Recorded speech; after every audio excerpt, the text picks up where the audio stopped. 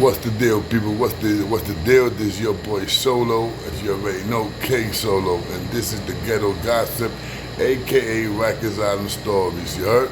Get ready for the hot box. Hot box is coming really soon, really soon. You're gonna want to hear the hot box. The hot box is gonna be once a week. But anyway, let's get back to the story. This story is a upstate story. This happened in Orleans Correctional Facility. And it's something like my man Lumberjack. You remember him? The one that was a mountain white dude. It was the story is something like that, but it's a little more sadder because this dude was Puerto Rican, and you know sometimes people don't. How can I say? Sometimes the state messes up a few times by letting people who not supposed to be in population in regular jail, regular prison, they let them go by once in a blue moon. They slip down the crack. They slip down the crack and they get lost and they wind up in population in another jail, not in the hospital where some of these inmates supposed to be. So now, this inmate, we used to call him Grande, we used to call him Lurch, and he had another name, but I don't want to say that name, because that's a disrespect. But Lurch and Grande, I used to call him Grande. Grande, of course, Grande was with me in Orleans Correctional Facility, and once again, I met Grande when I got to the house that I was supposed to be rocking in. That was supposed to be my house. It was E2 in Orleans, and he was in E2. But what happened was, how I got to Flaco, how did I get to Grande was that not even 2 days in the house, I used to see how they used to treat this dude.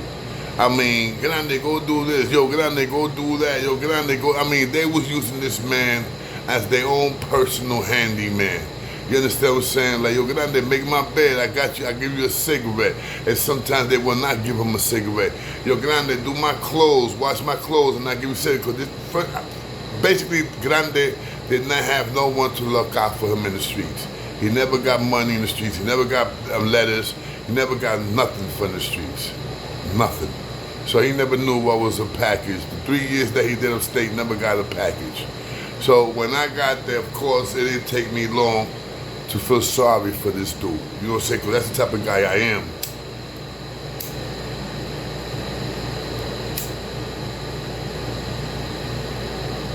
Listen, I could be a monster, I could be a bastard, but when it comes to taking care of people that are kind of handicapped, I have no problem, you know what I'm saying, no problem giving that person love.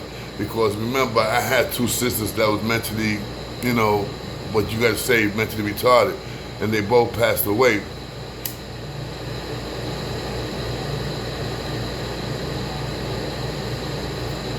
So I know how it is, you understand what I'm saying? Because, believe it or not, I took care of my two sisters. I used to change their pampers, you know what I'm saying? They couldn't walk, they couldn't talk, you know what I'm saying? They used to eat, you know what I'm saying, and stuff like that, but they couldn't do basically everything that we used to do. You understand what I'm saying? So yes, I used to take care of my two sisters, no question about that. After they got to a certain age, I used to not take care of them like I used to, like give them bath. When they was babies and stuff like that, I used to give them bath and make sure they was okay. You know what I'm saying? Because they were my sisters. And especially, you see, Nancy was older than me, so I was not there for Nancy to take care of her. But for Michelle, I was. And God bless their soul. But anyway, Grande was not like Nancy Michelle, but he was slow. So I remember the time that Grande did some clothes. He washed like about 5 laundries, like about 5 big ass laundries from different inmates, and they did not pay him. He was supposed to make at least 3 packs of cigarettes that day, and they did not pay him. So now Grande was mad. I never seen Grande get like that. And he got like that because me and 2 or 3 other people started talking to him like, yo, Grande, man, you gotta let these people stop fronting on you. You gotta let these people, say no. And if you gotta punch one of them in the face, you punch them in the face, man. You understand what I'm saying? So basically the dudes that owed them the cigarettes, it was five dudes. Out of the five dudes, two paid them, and three didn't want to pay them because the two that paid them knew that I got involved with it. They knew that I was taking care of Grande in a certain way. You understand what I'm saying? So I let it be known, yo, tell these dudes to get that man his cigarettes, and now they're gonna come see me. And at that time, like, I was a Latin King, but we was just small in Orleans. We was very, very small in Orleans. Hold up.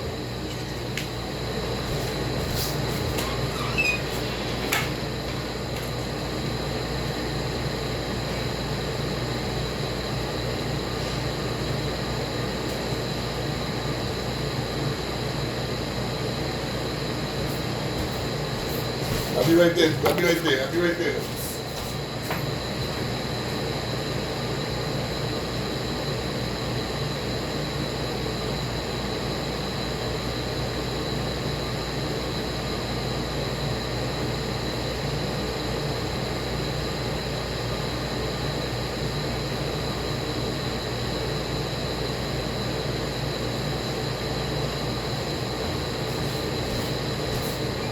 All right, I'm here.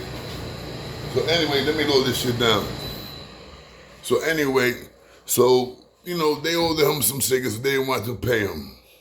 So word got around that these three dudes said, they found out that I was gonna step to them for his cigarettes. So 2 days passed by. I'm waiting for them to go to commissary, see if they're gonna get under his cigarettes. Commissary comes. They don't pay him. Now I step up to the dudes. And like I said, it was two 5%ers, one Puerto Rican, that he was also a 5%er. You understand what I'm saying? He was a Puerto Rican kid that tried to become a Latin King at that time, but we didn't fuck with him because he used to hang out a lot with blacks. And that was the time when it had mad tension. Blacks and Puerto Ricans had mad tension. And at that time, the Dominicans was going to get down with the Puerto Ricans, you know what I'm saying? Because there was a lot more blacks. So it was already a tension going on. You understand what I'm saying? So the Puerto Rican dude, like I said, wanted to get down with the Latin King, but we didn't accept him because we believed that he was going to be a secret agent, a double spy. You know what I'm saying? We didn't want to mess with him. So I go and I step to these dudes. And I'm like, yo, listen, man, you guys got to get this man the cigarettes back. So they was like, yo, Junebug. Yo, Junebug, man, you got to mind your business sometimes, man, because, you know what I'm saying, blah, blah, blah, blah. I'm like, nah, I ain't going to mind my business because check this out. What about if you had a brother that was in jail and you find out that your brother is getting how can I say, is getting punked out by them making him do things, and when he does it, they don't pay him. How would you guys like that? How would you guys if you guys find out that you knew someone that knew your brother and they didn't do nothing about it? How would you like that? Oh yeah, but it's not, unfortunately it didn't happen. My people is okay, blah, blah. And I said, okay, your people's okay, but this man is not okay. So basically I said, yo, listen, man. That pack of cigarettes that you owe that man, forget about it. I'm going to give it to him. But don't ever, ever, ever tell that man to do anything for you, because it's a done deal. Boom. So dudes looking at me, like they don't believe that I went and I step for this kid. You know, say I step for Grande, you know what I'm saying? So don't get it twisted. I got peoples with me. I got this Dominican named Guineo. I'm Guineo, that he was no joke. A little dude, 5'3", but he was no joke. I had this other dude named Cano, that me and Cano went at it.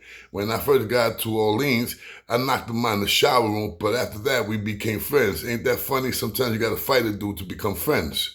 So, Cano, another Dominican dude, Guinea, another Dominican dude. I had Suave, he was a Puerto Rican, part of the Latin Kings. Pepa, part of the Latin Kings. Pepa was the one that told me about the Latin Kings, and that's when I started getting down with them, you know what I'm saying, at that time, we didn't have no lessons. We had no lessons. The only thing we had was the handkerchief, you know what I'm saying? So anyway, there was like about a good 9 9 Latin Kings that we, nine new Latin Kings that we put up there, and that was one of the new ones. So what happens is, days go by, whatever. I get packed up. Somehow, I don't know why, I got packed up from that house, from E2. They sent me to, They sent me to F4, I think, F4, F2, something like that, to another dorm, another house, F4, F2, let's say F2. So they left my man Grande over there in E2. So now, what happens? The next day, I go to the yard and they tell me that 2 people snuffed Grande. Not the dudes that Grande, that older Grande, the cigarettes. 2 other dudes that was down with the dudes that older Grande cigarettes. So, boom. So what I did was, enough is enough. Now, they play themselves. Now they like, fuck you, Solo, you ain't nobody, and that's it.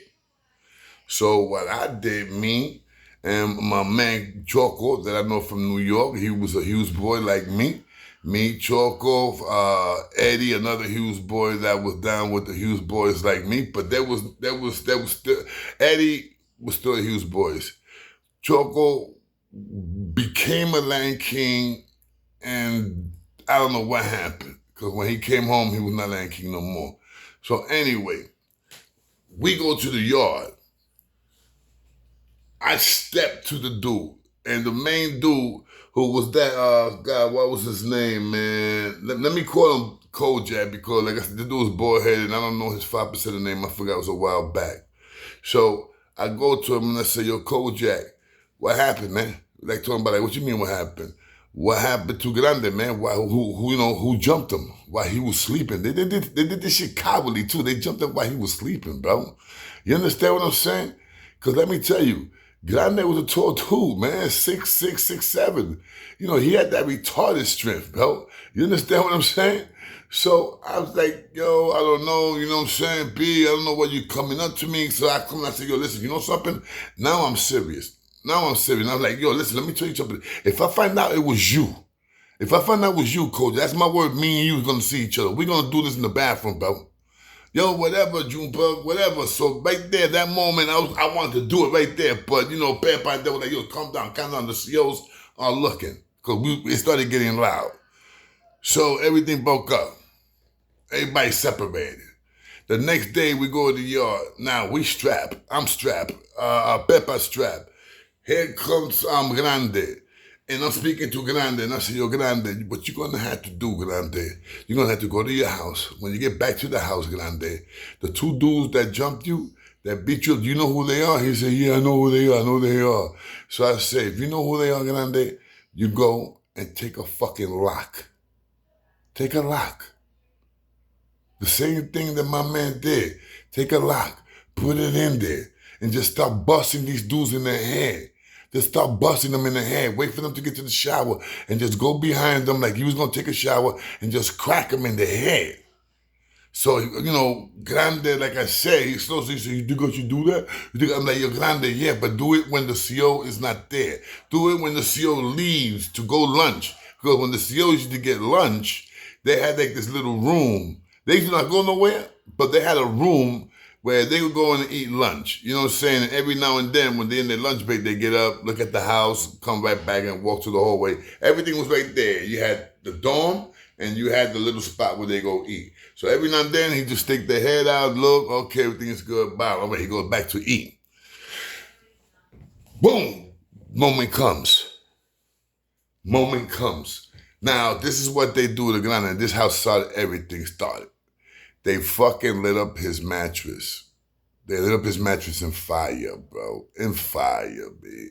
You understand what I'm saying? In fire.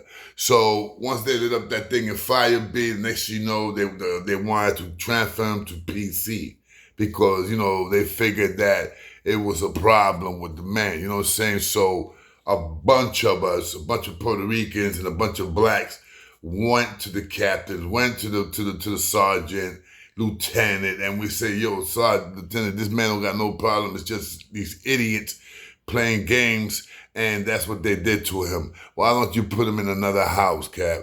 You know what I'm saying? So they're looking at me and they're like, Roberto, why do you think we should put him in? I said, why don't you put him in my house?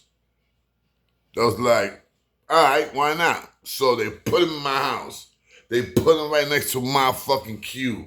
This is my cube and this is Grande's cube now. So now they got us together. You understand what I'm saying? So now I gotta really take care of this dude now. Now this is like my big son now. You know what I'm saying? Like my man Lumberjack. But, you know, this nigga Grande was like really funny. You know what I'm saying? So, I remember this is, sometime we playing baseball. These dudes come out of nowhere. The Prietos, they come out of nowhere. The 5% come out of nowhere. And they started fucking with Grande. They started fucking with Grande.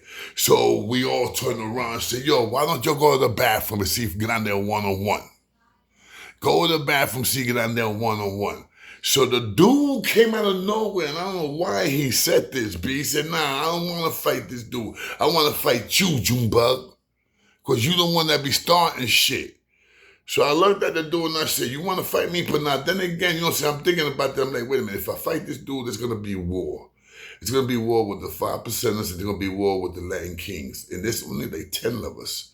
So I'm like, no, bullshit, there was only like 9 of us, 9 Latin Kings, like 35%ers. So before I said anything, I said, you know what, man? I'm going to see you. But before I said I'm going to see him, you know what I'm saying? I go and I start speaking to Peppa and them. Yo, Peppa, this was going down. What we should do? What should I do? Peppa was all with it. All the Latin Kings are with it. The whole 9 Latin Kings are with it. Plus the dudes that was not down with Latin Kings. Plus the Dominicans that was not down with Latin Kings. That was with us. And I'm going to tell you right now, we was deep. We was deep, okay? Because remember, you had 5%ers. Yeah, that was deep, but we got deeper. And it was not all blacks that was down 5%, because you had the Muslims, you had the Jamaicans, the Africans, that was on their own. You know what I'm saying? They didn't want to get part of that riot. They didn't want to get part of that racial riot shit. Puerto Ricans and the 5%ers, they didn't want that. So, in the yard, there's a big bathroom. So they let you go in the bathroom, you give them your ID, they come, when you go to the bathroom, you give them your ID, then you walk to the bathroom. Like that, they can take account who went to the bathroom, who didn't go to the bathroom. So I'm waiting for this motherfucker to come to the bathroom because I already gave my ID, we're supposed to be in the bathroom. So Grande comes with me. Me, Grande, Pepa, Suave, Viejo, Motro, and this other dude, a few Puerto Ricans, a few Dominicans, we go to the bathroom. There's like 6, 7 of us. There's like 6, 7, 8 of them, 5%ers. So we go over there, how we gonna do this? We're gonna bum rush each other, or we're gonna be a one-on-one? So no, it's gonna be a one-on-one, it's gonna be you and Kojak. So I was like, all right, no question. So I'm going at it now. I start going at it with Kojak. Of course, I'm getting the best of Kojak. Doom, doom, doom, doom, doom, doom. I'm getting the best of him. And one, I slip. Well, there's the bathroom. So when I'm about to swing at this nigga, I slip. And when I slip, I'm going down. He caught me. Boom! He caught me. He caught me. When I slipped, at the same time I slipped, he caught me. Boom! So I couldn't block that. So when I fell, I hit myself in the head. Bah! I got dazed, B. I got almost knocked the fuck out. When this nigga got on top of me, when Kojak got on top of me, he took one swing and caught me. Boom! That's when let me tell you, that's when I saw Grande, baby. He just ran, bro, and picked this dude up. I'm telling you about, bro, this dude at least weighed 200 and something pounds, 230, 240 pounds, easy. This nigga Grande picked him up and swung him like nothing, but like, woo, retarded strength. Boom! Grande hits himself by the urinal. He hits up by the urinal, because you got the urinals, you got 1, 2, 3, you got the door. He hits up by the urinal, bah! He hits up right there. Now he's a little dizzy. Grande rushes him. Now Grande's not punching him, because Grande didn't know how to fight. Grande's hitting him like this. Like a gorilla, like a chimpanzee, like wow, like an animal. Grande's going on. And all you hear in the back of this dude, boom, boom, boom, the back of Kojak. He was hitting him hard, son. hard, boom, boom, boom. This other dude that was down with Kojak come, he swings at Grande. When he swings at Grande, I'm already a little better. I swing at the dude, he goes down. For like 10 seconds, we get in it. Next thing you know, a fucking inmate that works in the gym, in the yard, runs and say, yo, they know you guys are fighting. They hit the riot. They hit the squad. They hit the alarm. They hit the alarm. They hit the alarm. So when the dude's coming to us, I hear the CO calling the dude that works for the yard, the dude that's working for the yard. He calls it, get back over here. Get back over here. So when the dude like, yo, they're coming. So they was all coming, bro. The COs, the sticks out and everything. So now, I'm leaking in the back of my head because I fell. Homeboy, that Grande called, that nigga's nose is broken. No question about his nose broken. His nose bones was hanging. Every time he go like this, every time he sneezes the blood out, you see the bone going like broke his nose. Plain and simple, it's a little mess, not too much. They stop the shit, they grab all of us, they throw all of us in the box. In the box. Now, when you have a fight like that, they're gonna take you in the pending gang fight, and they find out it was a gang fight, find out it was a Latin King thing. Of course, they packed all of us again. And then they packed Grande, Bendito, they packed Grande, and they sent Grande to motherfucking Sing Sing. They sent me to Kastaki. Because that's what happens when you get to some shit like that, they send you to the max for a couple of months until your classification goes back down and shit like that. But I went to the max for like 8 months and shit to Kastaki. But I never heard of Grande again until like 6-7 years. I found out he died of AIDS, you know what I'm saying? He caught the AIDS shit, man. He started shooting up and caught the AIDS and stuff like that, man. But yeah, man, that's a little quick flashback, man, of a fight, man, that happened in Collins Correctional Facility. Not Collins, Orleans Correctional Facility, man, with a kid named Grande. And like I said, he was never supposed to be in population. He was never supposed to be in the prison like the prison that we was in, man. He was supposed to be in some kind of hospital. Like I said, he knew a little this, he knew a little this, but you could see he was slow. You know what I'm saying? But then again, like I said, people, I was that dude, man, that I used to not let nobody get picked on. If I see that they was weak, I'm talking about they was really weak. If I saw that they had mental problems, I couldn't see that. I couldn't see that. It was not in me to just stand by and just let dudes pick on dudes that couldn't take care of themselves. I couldn't. So that's the story between, me and what happened in Orleans Correctional Facility. I hope you guys like the story, man. Like I said, it's a quick story. Once again, it's one of those Robin Hood stories, me coming to the rescue. And I hope you guys enjoyed. Anyway, one more time, guys, please give me time for the laptop to come. I'm waiting for it. Plus, I'm waiting for some other things to come. I wish you guys could see what I got here. I got a bunch of mess. I got my laptop. I got everything messed up over here. Mics, all that shit. I got all thrown around. But I got plans. I'm changing my chair. It's going to take a little while. Like I said, man, I'm not paid. Say your boy K.solo is not paid, bro. I'm barely making money on YouTube.